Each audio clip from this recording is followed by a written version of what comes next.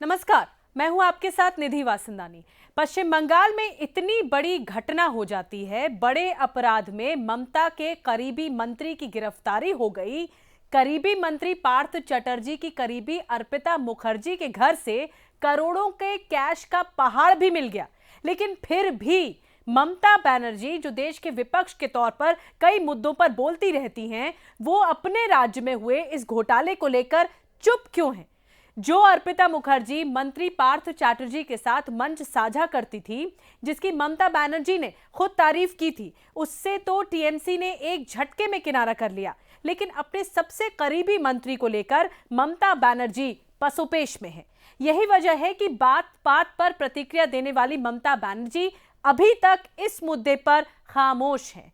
Party के भीतर दो तरह की बातें इस वक्त चल रही हैं, और वो ये कि सीनियर नेता चाहते हैं कि टीएमसी पार्टी पार्थ चैटर्जी के बचाव में आगे आए, क्योंकि उन पर कार्रवाई से पार्टी कार्यकर्ताओं का हौसला टूट जाएगा। तो वहीं युवा नेता चाहते हैं कि पार्टी टीएमसी पार्थ चैटर्जी से किनारा कर ले और उन पर तुरंत कार्रवाई करे।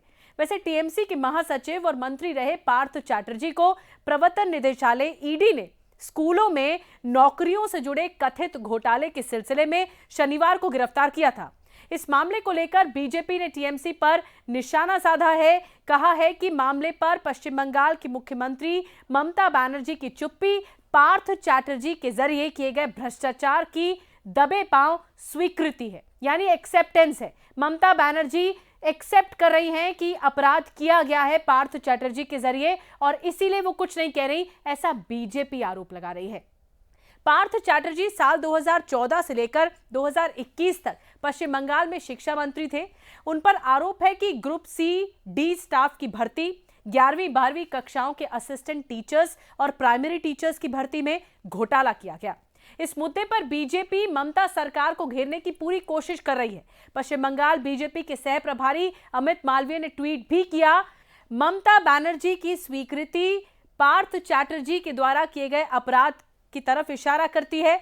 हो सकता है कि ममता पार्थ से दूरी बनाने की कोशिश कर रही हो, लेकिन उनका जुड़ाव जग जाहिर है। पश्चिम बंगाल की मुख्यमंत्री पर निशाना साधते हुए केंद्रीय मंत्री राजीव चंद्रशेखर ने कहा था कि एक सुनियोजित साजिश के तहत ममता बनर्जी केंद्रीय प्रवर्तन एजेंसी और उसके अधिकारियों को निशाना बनाने और झूठ फैलाने की कोशिश कर रही हैं, ताकि उनके राजनीतिक और वित्तीय अपराध सार्वजनिक न हो सके। बीजेपी का आरोप है कि तृणमूल कांग्रेस सरकार के बड़े पैमाने पर भ्रष्टाचार और घोटाले के मामलों को दबाने की चाल चली जा रही है। बीजेपी ने आरोप यह भी लगाया कि कुछ दिन पहले तक पश्चिम बंगाल की मुख्यमंत्री ममता बनर्जी अपने मंत्री पार्थ चैटर्जी और उनके सहयोगियों के अच्छे कामों को लेकर प्रशंसा किया करती थी। अब पूरी दुनिया जानती है कि वे काम किस तरह के थे।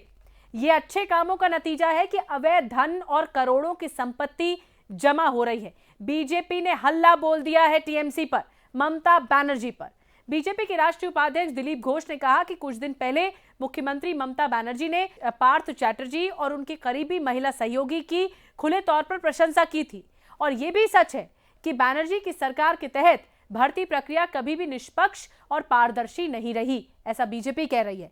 और हर सरकारी भर्ती प्रक्रिया में बड़े पैमाने पर भ्रष्टाचार और भाई भतीजावाद चल रहा है।